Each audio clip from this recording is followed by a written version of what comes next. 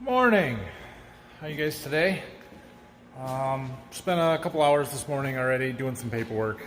It's kind of the thing I do in the winter. I spend the first hour or two of the day working on a computer, updating some stuff, and then spend the rest of the morning and the afternoon out in the shop working on whatever we're working on. So today's plan on the combine, get those shoe augers back in. So I'm going to work on that this afternoon a little bit. First things first though, remember where we finished up last night? Replacing that piece on the other side that I couldn't get out, so I need to pull out a couple of these concaves to be able to get that wear piece out of there and see what we got to replace. So that's where we're going to start this morning. Okay, well, I got two more of those concaves out, and I came over here to still try and pry on this piece to get it out, and it still won't come. And I think I know why now. So I took these bolts right out and thought that was all that was holding that plate in. Well, now what I think is, you see this double or triple seam here? I think that middle layer is that same piece. I think it's actually bent and hooked on there. So I need to take out this bolt and this bolt and this one and this one and maybe this one, and see if that will slide back then. I think that's the problem. So we're going to try that. What do you think? Is that one wore out? I was right. It had that lip on it. So once I took those bolts out, I was able to punch it out of there. I would say that edge is all wore out. He's in rough shape. I also wonder if that's not what's causing some of the major grinding issues that we had in the corn. I know the wet corn was a big part of it, but that was an awfully sharp edge there for stuff to grind against. I'm sure it wasn't helping us.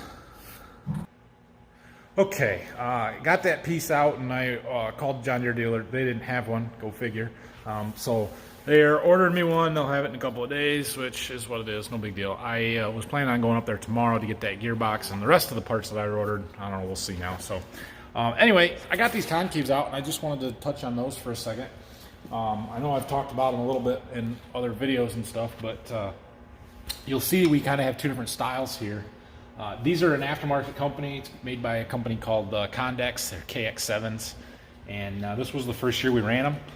I was fairly happy with them, but corn being 28 to 30%, a lot of it didn't help as far as sample quality and capacity and all of that. So we'll see how they do next year. The really nice thing about them is that they're easier to change, and you don't have to change them all to go from wheat to corn and beans.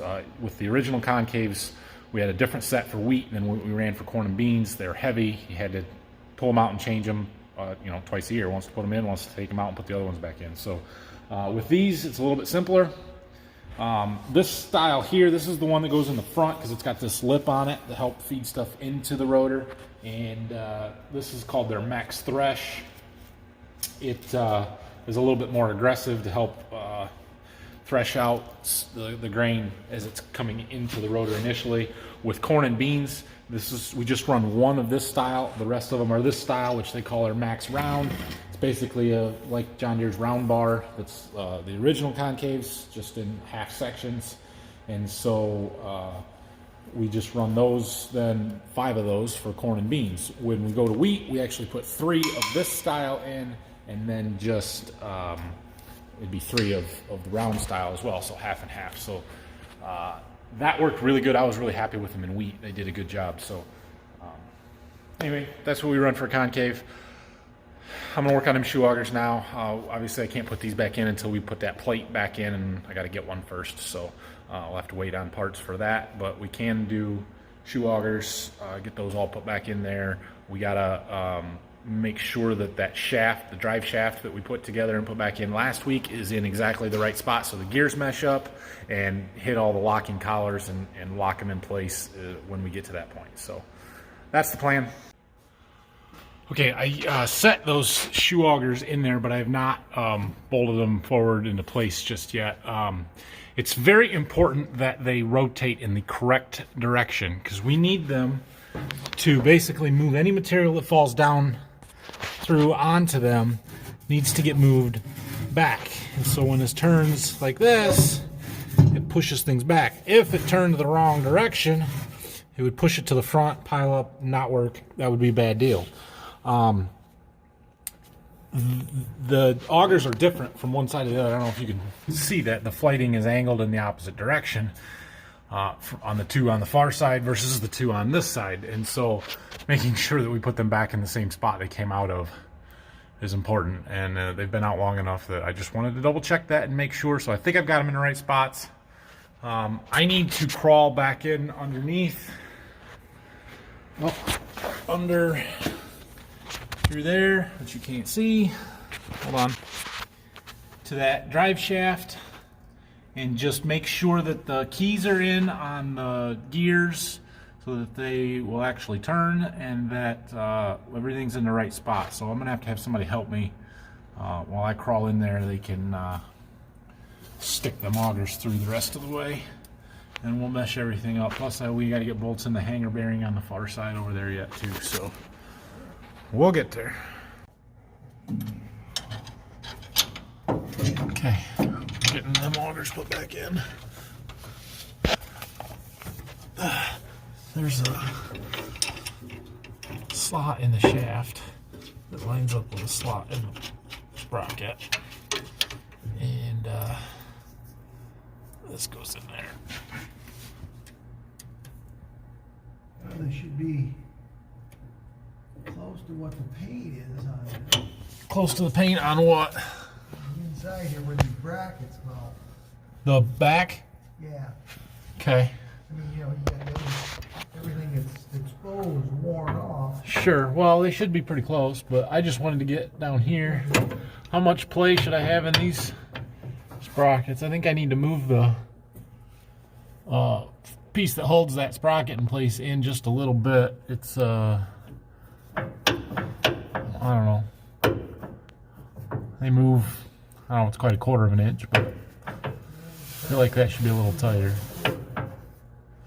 So I'll just loosen this bolt and slide that over. But we're close here. Okay. All right. This side underneath here is done. And the sprockets are good. I got the locking collars locked. We got the bolts in that other hanger over there. Everything's tight, so I'm crawling out of here for the last time. Well, I crawled my butt inside the combine here in order to get to these bearings on the back side of the shoe augers. So we got these bolts tight and then set these locking collars. So shoe augers are done. Now I can crawl out of here. Now that we got them shoe augers done, we put this drive pulley back on, got the belts all tightened up. I'm going to tighten up these chains that drive the tailings and clean grain elevator chains. So I don't know how well you can see this, but this chain is a little bit loose. So we're going to tighten it up just as an adjustment in this bolt basically. Tighten both of those up. So those are good. I think the next thing we'll do is put this chopper discharge back on that we fixed up over here. This big piece here. All right, we got that chute back on there. So that should be good to go. Next thing I want to work on is, remember this handle that broke on me and I tried to weld it and didn't work, or I got the wrong angle basically. So I bought a new one. It goes up here on our tailings rethresher, I guess. So I'm gonna get that installed, put back on. Yeah. That's back on. Everything works. Just switch it from the corn setting back to the beans and wheat setting. So I'm happy with that. Just kind of been walking around the combine looking and seeing what else I can do or I need to go. We're kind of at a little bit of a standstill here.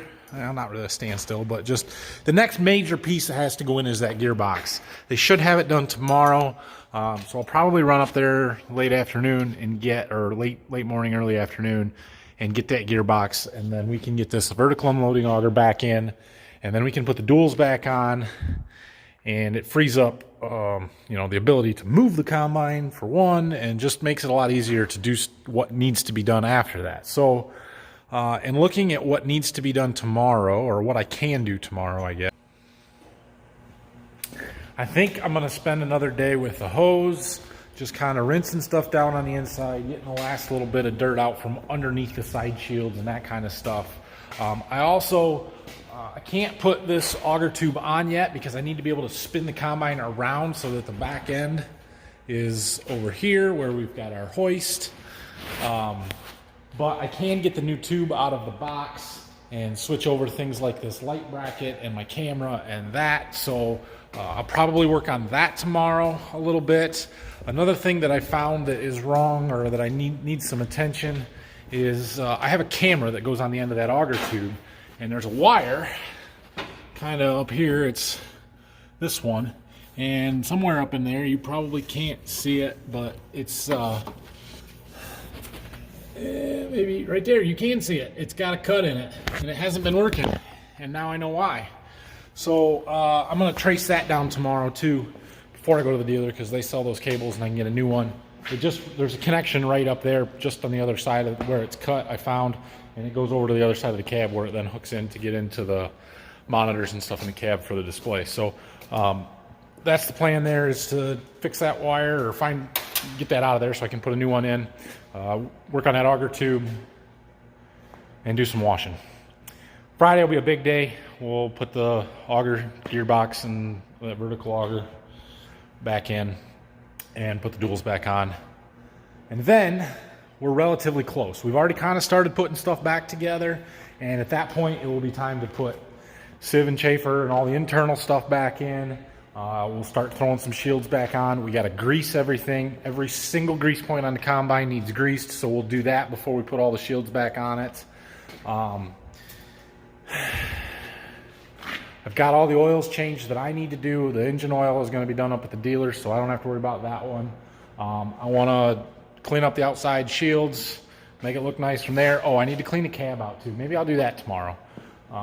Just shop vac it out, armor all stuff, make sure everything's cleaned out, and so I'm not fighting a bunch of dirt when we get in it next year in the summer for wheat. So yeah, not going to make my Christmas goal of having it out of here, but we're going to be real close, because Friday, once we get it back together, and then I'll work on Monday of next week, probably, at least most of the day, and we'll get a lot of it done, and then hopefully by the new year, we'll get this combine out of the shop. So that's the plan. We're getting there. That's a good thing. So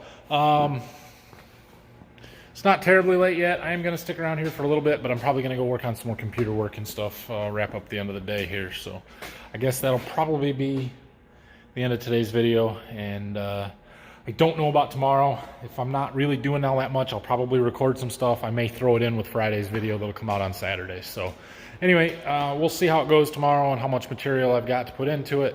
Have a good night, and hit the like, subscribe buttons. We'll see you guys sometime. Anyway, yep, we'll talk to you later. Bye.